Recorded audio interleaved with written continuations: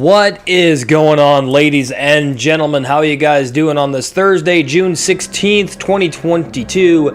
Thank you for joining me here tonight for another metallic episode of Music of Destruction. Bringing you the very best in metal-related content, as always, right here on YouTube. If you missed anything in the past week, you can click the eye, bring down that menu. All the videos you need to get caught up on are there. I'd sincerely appreciate it. Remember to subscribe, turn on that bell for all notifications down below so you know when I post a new video. Brutally honest, upfront, unfiltered, and critical within the genres of metal. I don't review metalcore, deathcore, slam, or modern tech death. If you're looking for that, go watch somebody else because I fucking hate those genres. Welcome to Top 15 Thursdays here on the channel. Once again, tonight I'm excited for another episode of this series, and I'll be doing many videos like this in the future. So tonight I am doing my top 15 metal albums from 1999. Yes, the last video of the 90s, and definitely one of the best eras for metal. And for myself, this is when I really came into metal. I mean, in the 80s, there were some bands as well. I was still into hard rock. I still like a lot of hard rock and classic rock. But back then in the 80s, I wasn't as into metal as I did become in the 90s. And this is when all the 5 staples of the metal genres, well, 6 if you include sludge, which we have to, were fully established, okay? And they were branching off into many different subgenres at the time, and this was an amazing decade for metal, and I love it to death. All right, let's get into it. Coming in at number 15, we have Conqueror with War Cult Supremacy, released in 1999 on Full Moon Production. Canadian bestial black metal legends, along with bands like Revenge and Blasphemy. Conqueror stand at the top of their game with this release. It's their only full length.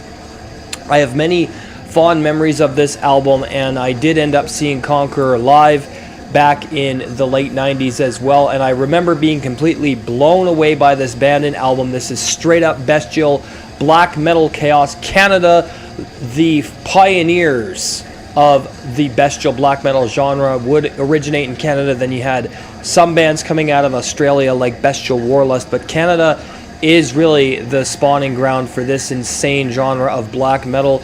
Conqueror's War Cult Supremacy is a classic. If you haven't heard it, go listen to it. Number 15, War Cult Supremacy from Conqueror.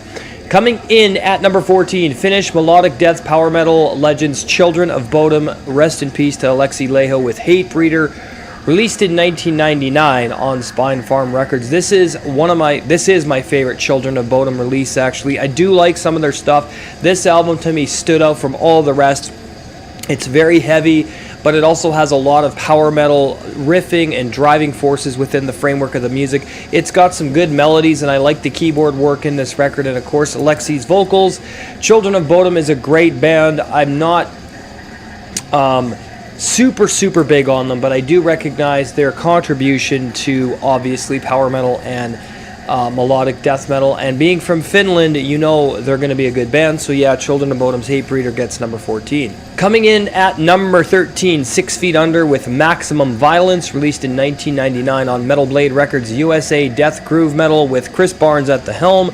A lot of people don't like 6 Feet Under. That's fine. I love their first 2 albums, The Haunted and Maximum Violence. I think this is some great chunky death and roll death metal with some groove, and there's absolutely nothing wrong with 6 Feet Under's earlier releases. I think it's very good death metal, and I think this is a very powerful record for 6 Feet Under. It's my favorite. I'm going to be getting this one and The Haunted, and likely a 6 Feet Under shirt. I've always liked 6 Feet Under way better than I ever liked Cannibal Corpse, and I think this is a stellar effort for 6 Feet Under, and in my opinion, their best album. There's lots of incredible, memorable riffs on here, great drum work, raw production, and of course, Chris and his sick fucking vocals. This is an awesome album. Number 13, 6 Feet Under's Maximum Violence.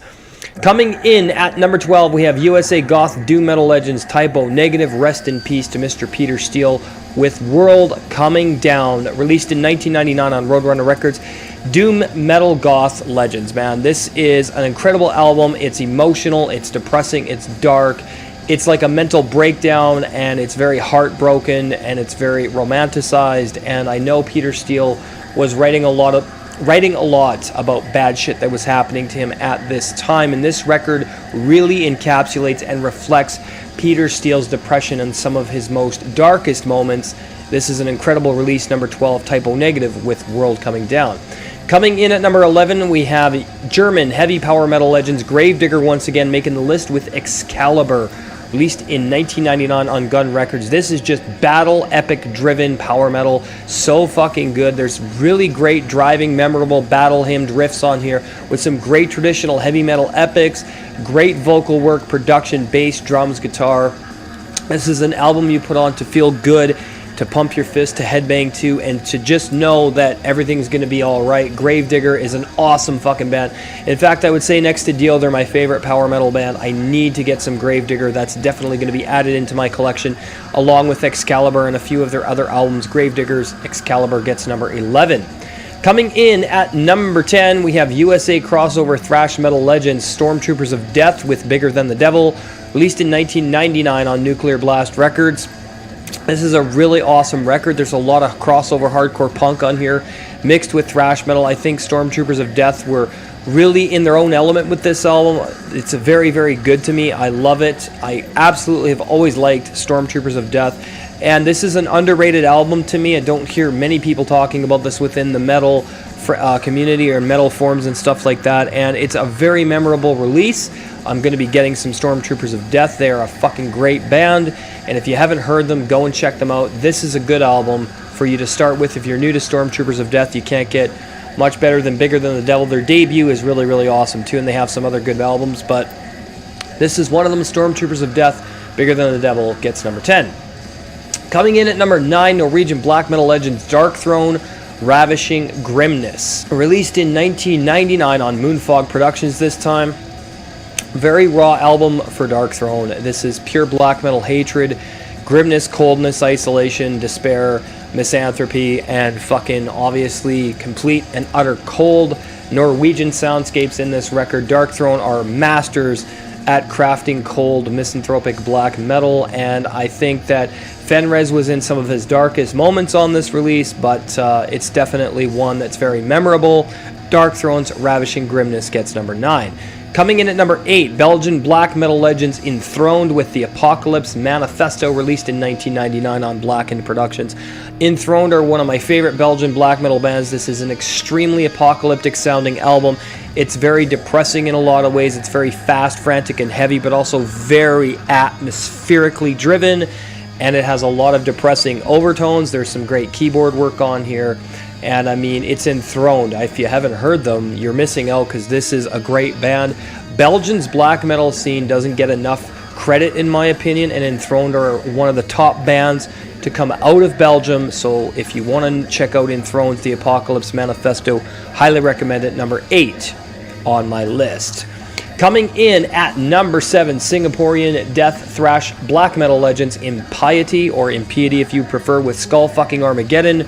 Released in 1999 on Dies Irae Productions. This is some bestial thrash black death that just blows the mind how powerfully chaotic this is, how destructive this is, how uncompromising and intolerant this is. This is pure hate encapsulated into an incredible release from Impiety, or Impiety if you prefer.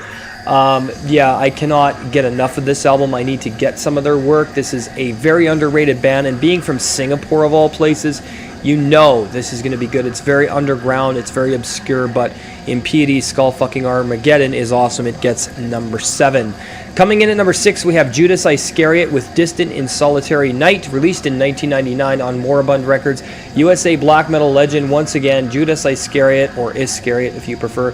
One of my favorite black metal bands, and one of the pioneers of the more melancholic, depressing side of black metal, along with bands like Forgotten Woods, Burzum and Streed, as well as Silencer. I'd say Judas Iscariot definitely helped to pioneer the more darker, misanthropic side and the more melancholic side of black metal, with some depressing overtones on this release. It's a very, very cold sounding black metal album, and contemplative and serene.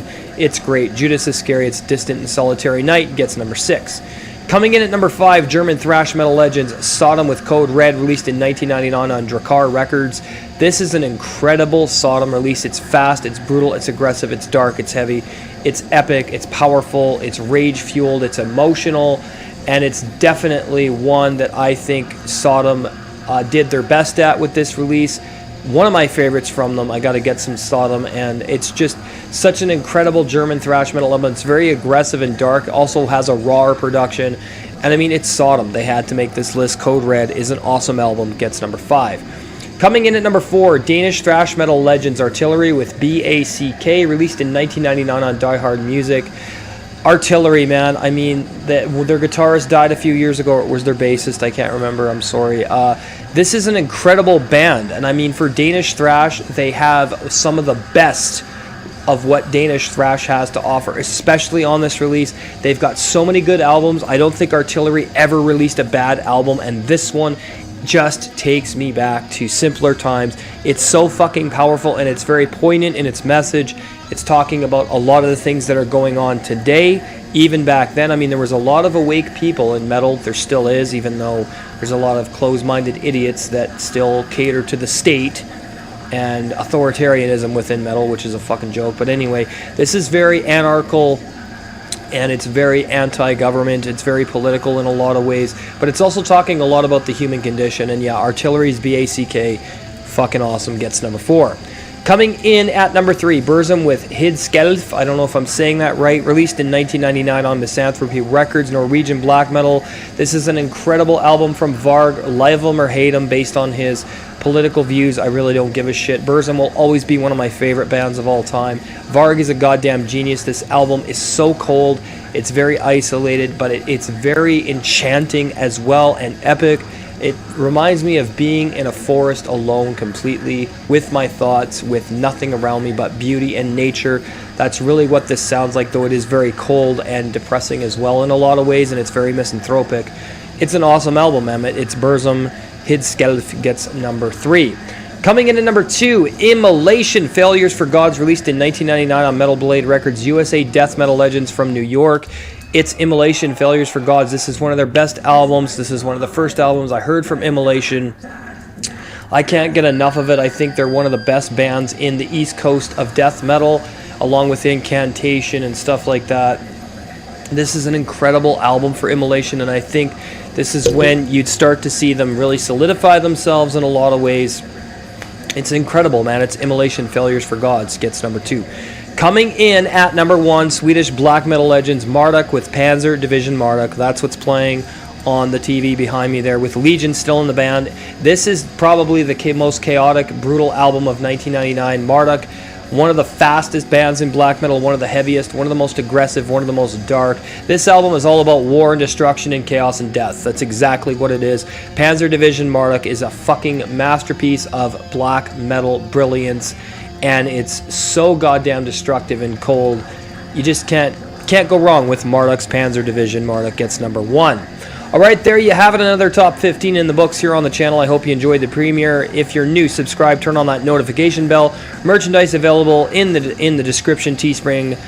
Go check it out there, as well as bonfire.com/store/music-of-destruction. Thank you to everybody supporting by buying merch.